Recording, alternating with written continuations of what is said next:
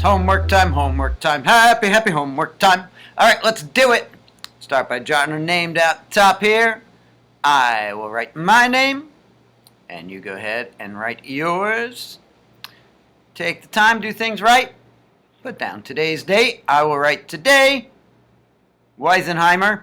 And you write the actual date, where and when you are in this wonderful world of ours. Let's read these long instructions.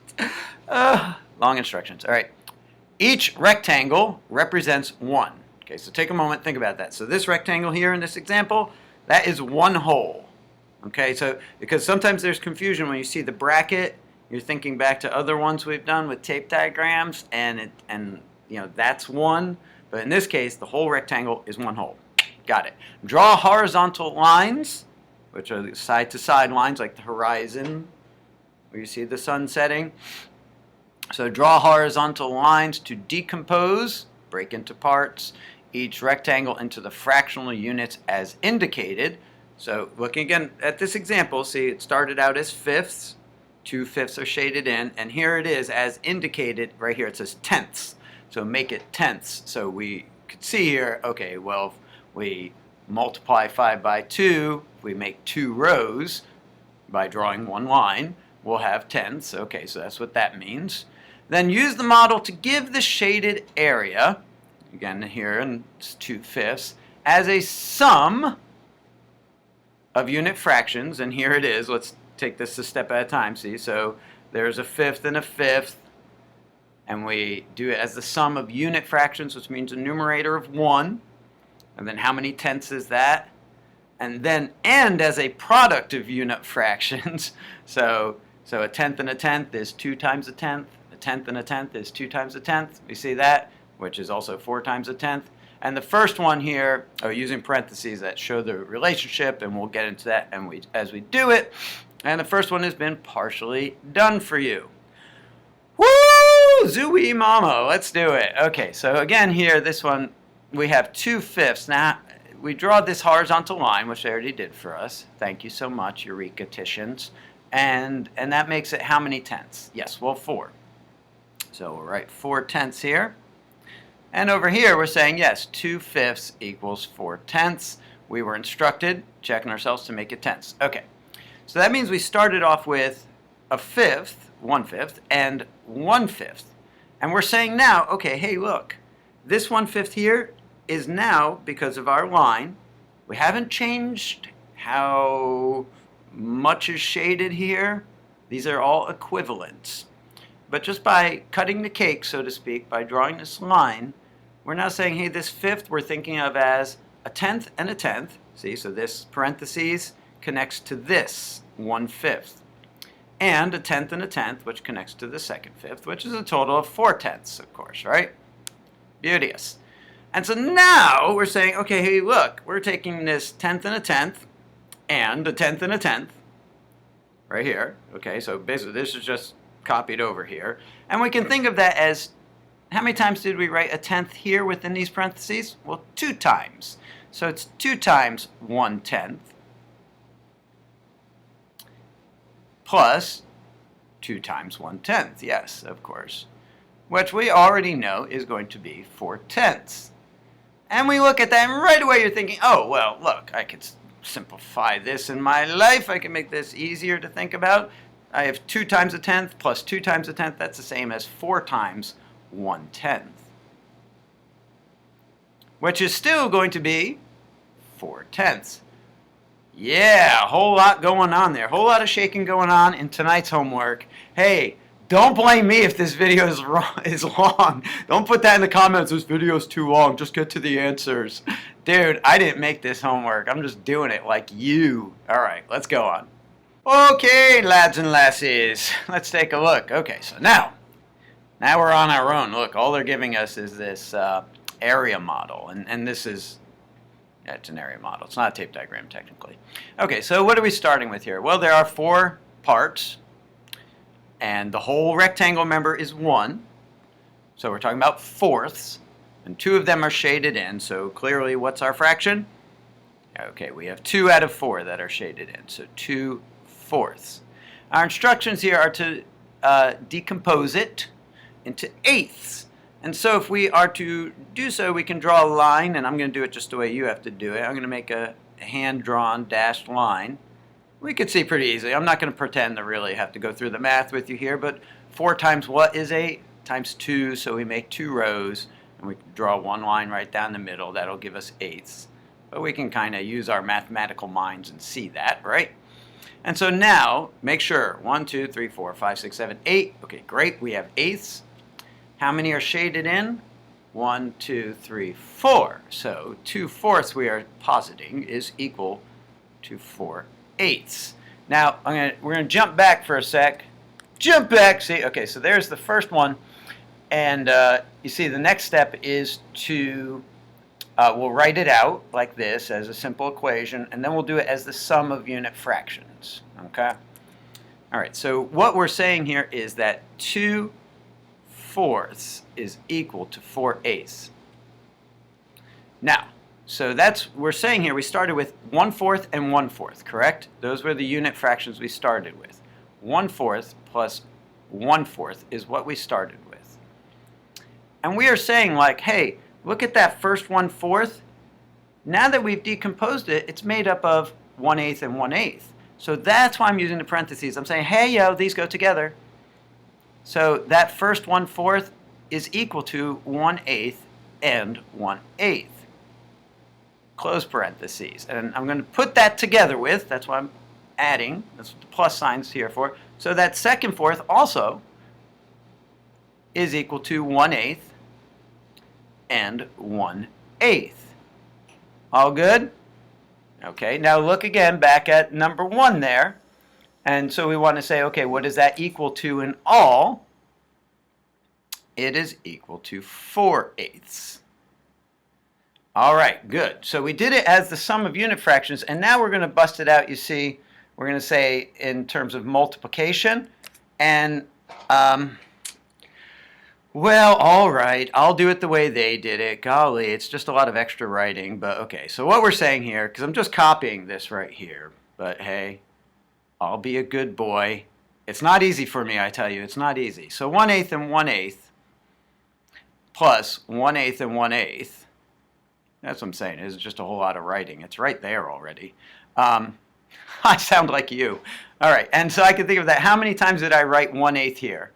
Twice, right? So 2 times is the same as 2 times 1/8 along with 2 times 1/8, which is still equal to 4/8. All right, and as much as we gripe about this, by the time we are done with equivalent fractions, you will be the master. You'll be like the Yoda of equivalent fractions. All right, now we have one more step here, which is we take that fraction we started with, and we're going to put it into the most concise multiplicative terms we possibly can. In other words, we're going to say, what did we start with here? We started the day with 2/4. And then when we look at the multiplication, hey, 2 times something plus 2 times something is the same as 4 times something, in this case 1/8,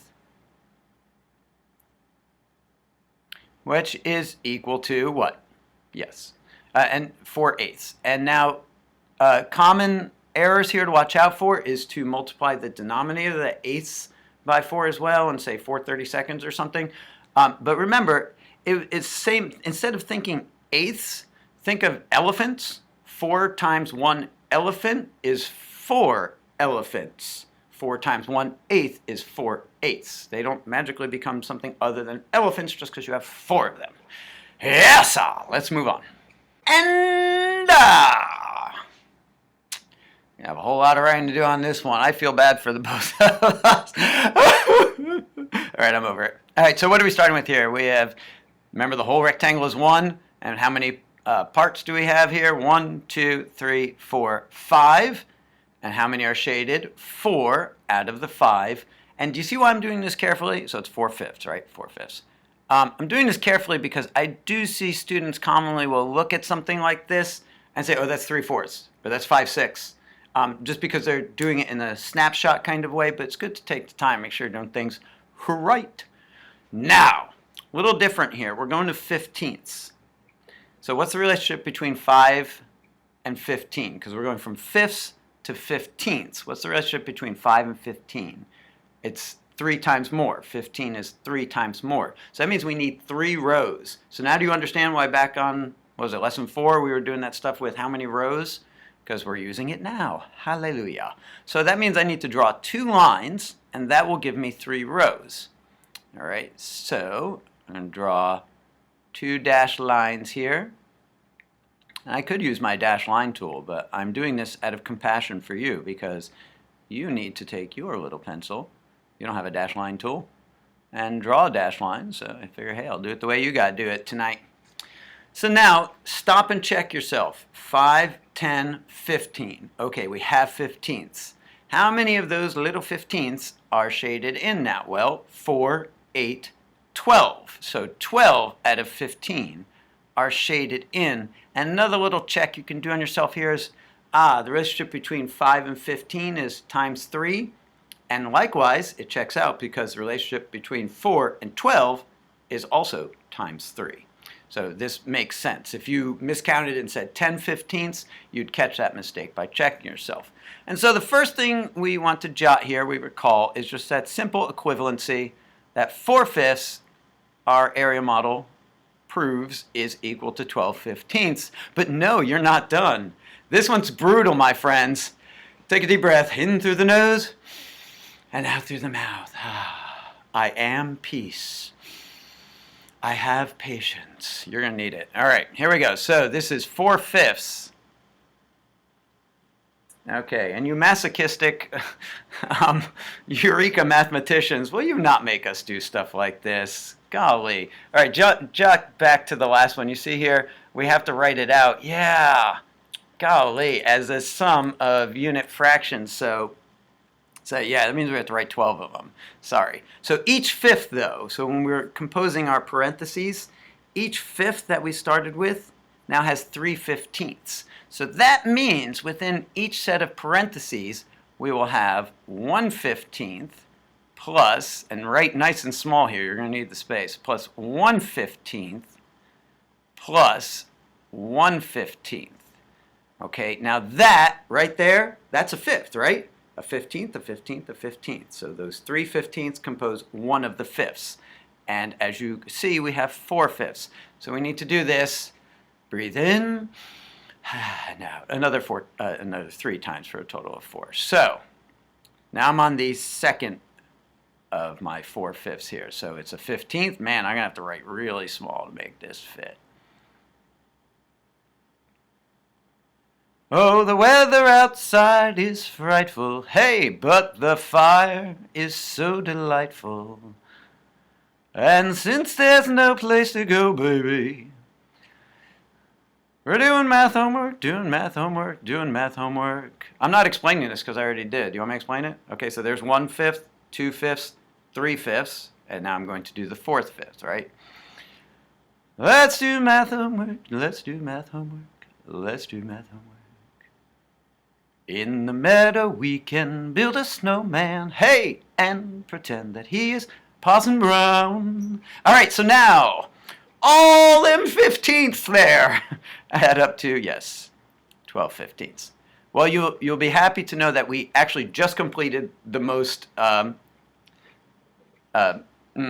interesting part of our homework, so be glad. All right, so now the next step, look back at that first one here, or even at our second one, is to take those and then turn it into the multiplication. And I'm sorry, Eureka, I am not writing out these 12 fifteenths again. I am going to take ye old shortcut. Sorry. And I'm going to say, hey, look, how many times did I write 1 15th here? I wrote it 3 times. I wrote 1 15th. And now stop and look. See, that fifth is 1, 2, 3 fifteenths. 3 times 1 15th. And, of course, I'm going to need 4 of these. There's a second one. He'll say, are you married? We'll say, no, man. But you can do the job when you're in town. as you can tell from my sweater and my song list.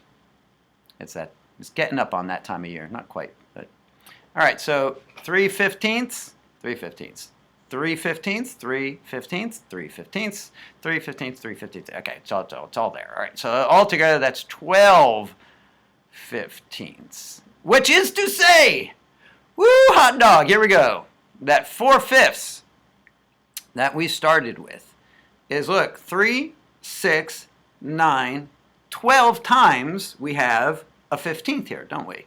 Is 12 times 1/15, which of course is 12/15. Woo! You did it! I did it. We both did it. Let's move on. Yeah, run while you can. And just when you thought it was safe to go back in the water.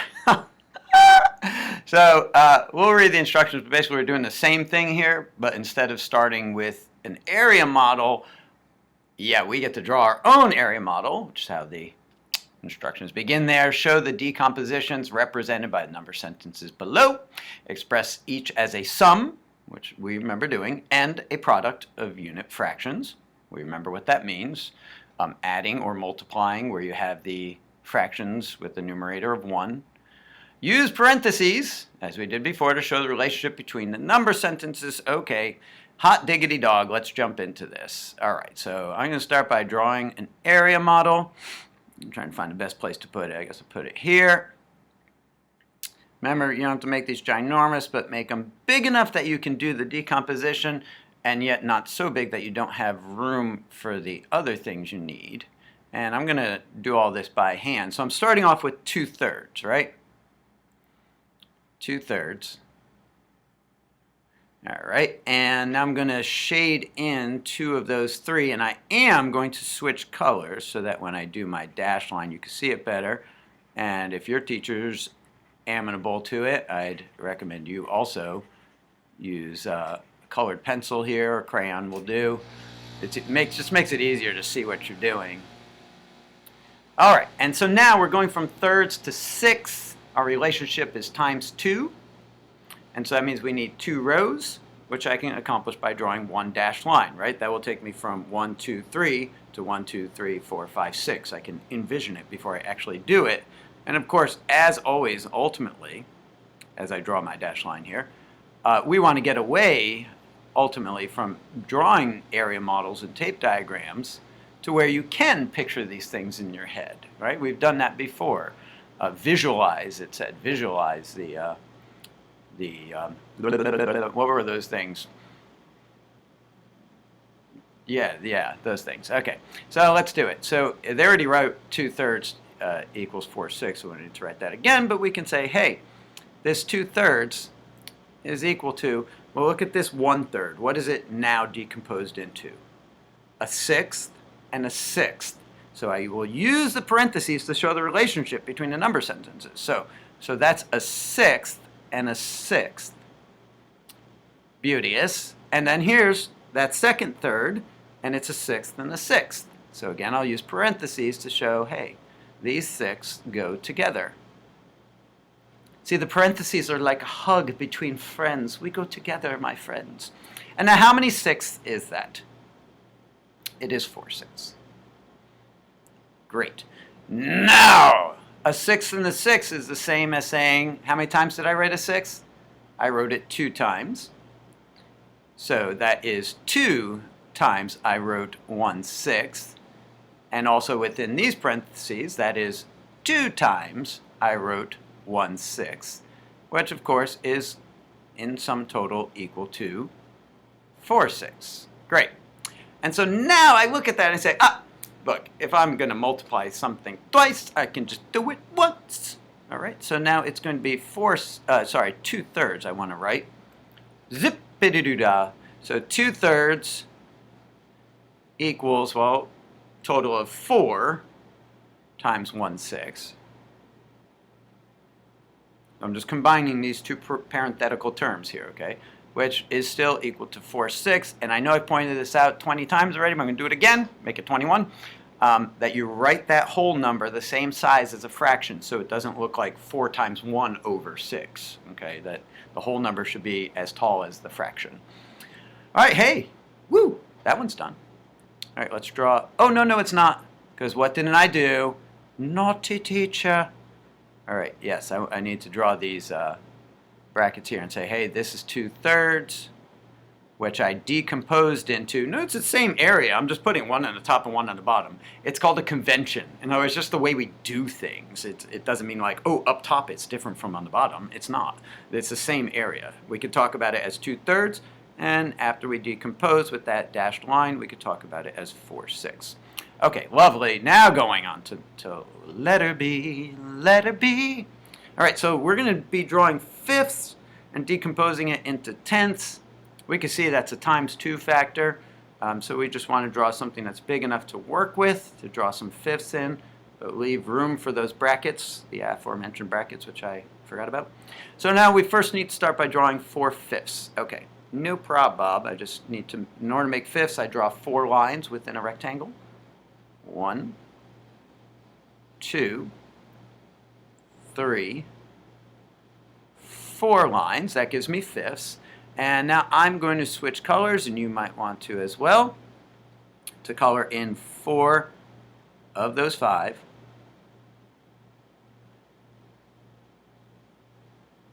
All right.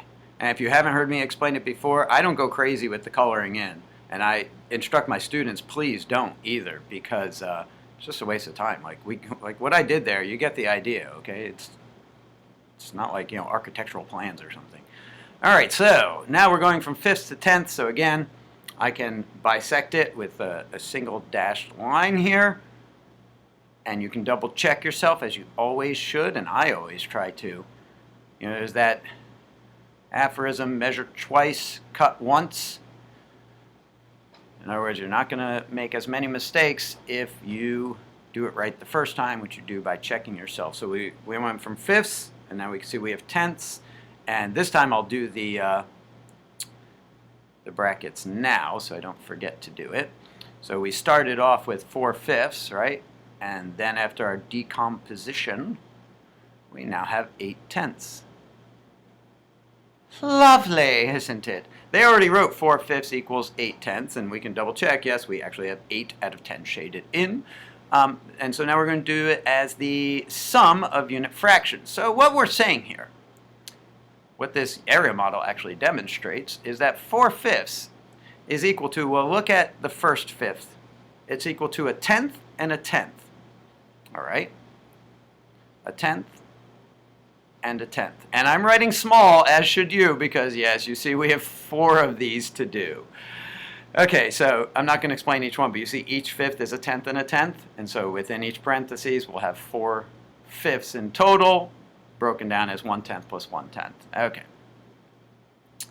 And if you ever saw it, you would even say it glows. Hey, hey, all of those other reindeer, they used to laugh and call him names.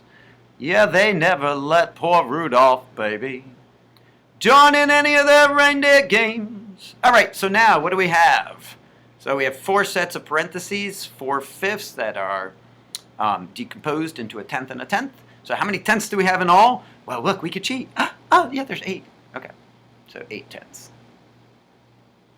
And now what we're saying here is that, look at this, we wrote a tenth twice, plus a tenth twice, plus a tenth twice, plus a tenth twice. So we can write it out that way, say, hey, 2 times 1/10 is what I have in the parentheses right above it. You see these correspond. Okay.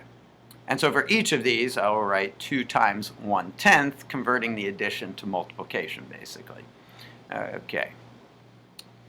In the meadow we can build a snowman and pretend that he's a circus clown. What a silly line. Is that what adults really do? Yes, it is. We never lose our childish nature. All right. And so again, hey, 2, instead of tenths, let's pretend I'm talking about tenths. 2 tenths and 2 tenths and 2 tenths and 2 tenths is 8 tenths, also known as 8/10. in this case. All right, so what did we start with? Well, gosh, by golly, we started off with 4/5. And what did we do to that poor unsuspecting 4/5? Well, we decomposed it into tenths. So we have 2, 4, 6, 8 tenths. 8 times 1/10, which is 8 tenths. And again, I don't want comments telling me how long this homework video is. I'm well aware how long this is taking. But we just have one more. Let's go hit number 3, shall we? Yes, we shall. Well, the good news is that number 3 looks totally different. It's actually the exact same thing. It's just that they're not even giving us the starting point of, say, equivalent fractions that we have to do every step of it. So we'll go through the directions, but basically we're doing the same thing as before. We're just generating our own equivalent fractions to start with.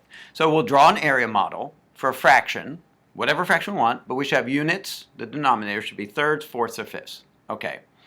And then we're going to shade in more than one fractional unit, so we can't just have a numerator of 1. We want to have at least 2, which is what I plan on doing. Then we want to partition the area model again to find an equivalent fraction.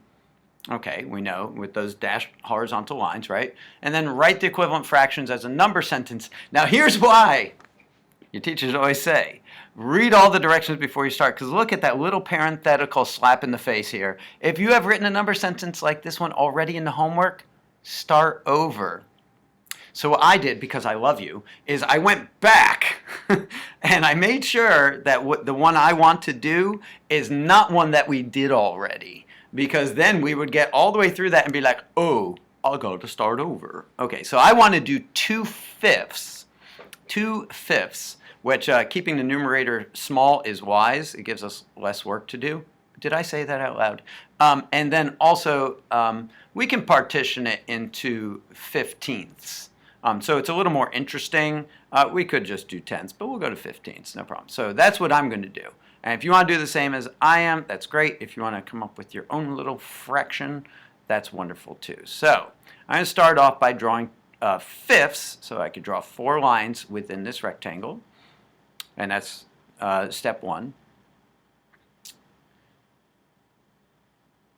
And okay, so now I have fifths. Always double check yourself. 1, 2, 3, 4, 5. Lord knows I make mistakes. If you've been doing homework time with me this year, you know I make mistakes. Shade in more than one fractional unit, and I'm going to switch colors. And like I said, my plan is to stick with 2/5. Make it interesting, but not, you know, an unnecessary amount of writing. Okay, great. So I shaded those in. And now I'm going to, step 3, partition the area model again to find an equivalent fraction, which we do, again, by drawing those dashed horizontal lines. So, and I want it to go to 15ths, which is a factor of 3. So I need 3 rows, for which I can draw 2 lines, 2 dashed lines within this area model. Okay, and so I started with what? Started with 2 out of 5 shaded in, and after my decomposition, my partitioning, those are synonyms as far as we're concerned in what we're doing here. After my decomposition, I have 1, 2, 3, 4, 5, 6 out of, as I already said, 15ths. So 6 15ths. And a little mental check on yourself is, yeah, 5 times 3 is 15, 2 times 3 is 6. Okay? If you had 8 15ths for some reason, or if you had 6 12ths, you'd catch yourself because you say, ah, wait, they both have to be the same proportion. They both have to be, in this case, times 3. All right, so what we are positing here is that 2/5, according to our area model, is equal to 6 15ths. And so if we take each of those 2/5 and we say, hey, look, this first fifth is 1/15 and 1/15 and 1/15. Okay. This is actually very similar to the geometric proofs we did, where you can think of it this way, like we're breaking it down to all these steps in order to prove that these are equivalent fractions. And again, for all my and your griping about how laborious this work is, the end result will be that you will master this. You will have this down. All right. And so now we have 2/5, so we'll do it a second time here. If you look at our area model, 15th, 15th, 15th, that's exactly what we have.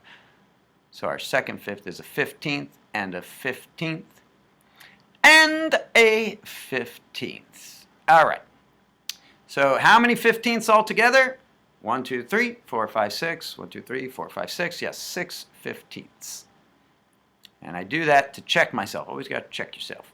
All right, so now when we look in this parentheses here, how many times did we write 1 15th? We wrote it 3 times. So what we're saying is, hey, within that parentheses, it's 3 times we wrote 1 15th. And that's what you see within the first fifth here is 3 times 1 15th.